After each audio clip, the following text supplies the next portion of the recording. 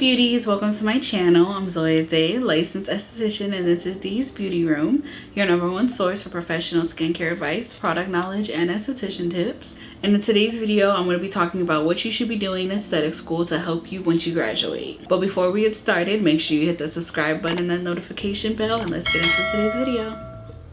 So all the information I'm going to be talking to you about in this video comes from personal experience and a few things that I looked up online. But always make sure you double check with whatever school you're interested in and plan on attending to see exactly what they offer, what they cover, because all of that is going to be really important in helping set the foundation for you and your aesthetic career once you graduate. And it gives you an idea of any type of extra classes or certifications you might be needing to take. So my first tip, I definitely recommend starting as soon as you get your books and supplies and get started with phase 1. And that's going to be taking notes and making flashcards. Now this is going to be really great to use throughout all of your phases during aesthetic school, especially when you get ready to take your written and practical exam. You can also use things like Quizlet to help take practice tests, and they also have a few vocabulary cards already made on there for you. They also have past written practical exams that you can take to help prepare you when getting licensed.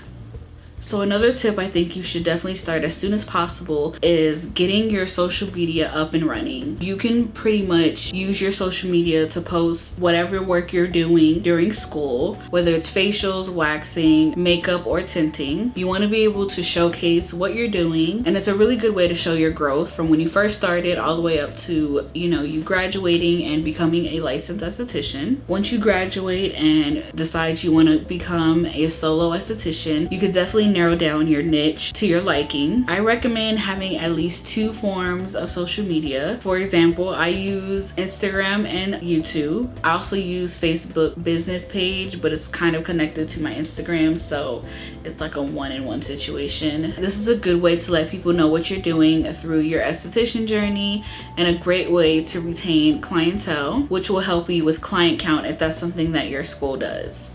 So tip number 3 is looking up potential jobs in your area of interest, whether it's facials, waxing, or even continued education. You want to have a clear idea of what you want to do once you become licensed. Having a clear idea of what you want to do gives you a better understanding of how to market and promote yourself and your business. I do recommend starting out with a franchise right out of school just to help you gain that hands-on experience before you jump out and start owning your own business, because there's a lot to it that might not always be covered in aesthetic school, especially when it comes to specialty services like waxing and eyelash extensions. Starting off with a franchise helps give you that hands-on training without having such a big risk and overhead while you're still learning. Tip 4 is definitely something you want to look into when you're in about phase 3 or 4, and that's going to be networking with businesses in your area. This is really going to help you get your name out there before you leave school. Regardless of what direction you take, whether it's solo or going with a franchise, you're going to want to build a clientele. You can do something like business cards, little goodie bags, and just go around introducing yourself. Just let them know that you're a licensed esthetician looking for clientele. Even if you don't have an idea of what you're exactly doing yet, just letting them know what kind of services you are licensed to do puts the idea in their head, so that when you do graduate and find a job or open your own suite, you can always come back and let them know what you're doing. And even if they don't come to you personally, they can always refer your services to other people that come into their business or their friends or family, because word of mouth is always a really good thing in this field. Tip number 5 is going to be to budget and save money. Now, don't think you need to have a whole bunch of money stashed away once you decide to graduate school. You can literally start anywhere and just set a plan that you can kind of build and grow off of to help you become a solo esthetician if that's something you want to do. Even if you don't want to go solo right out of school, having money saved for things like testing and licensing fees is always recommended. You can also have money saved if you want to take any extra courses or classes once you graduate, like lash extensions or any facial treatments like dermaplaning or microneedling. So tip number 7 kind of goes along with tip number 2, and that's going to be taking pictures and videos of your work. Now this is something I kind of struggled with and still do struggle with till this day, but that's going to help showcase your work to potential clients and employers because they love seeing before and after and progress pictures of your work. You can even create a personal portfolio to make it more professional, and this is going to be especially good if you plan on working in a high-end spa or salon.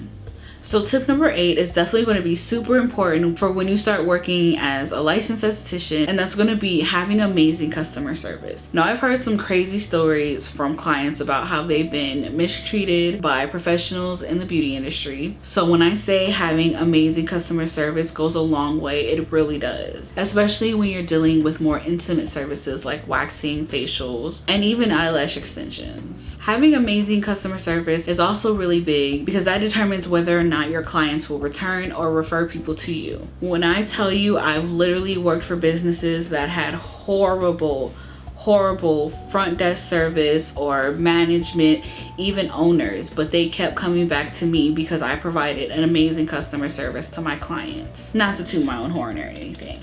Now these were my top 8 tips for new estheticians and that I wish I knew before starting aesthetic school, and I hope that you find this information useful on your aesthetic journey. And if you did, make sure you hit that like button, and also for more tips and skincare advice, don't forget to follow me on Instagram where I post daily. And if you haven't already, don't forget to hit that subscribe button and that notification bell, and we'll see you in my next video.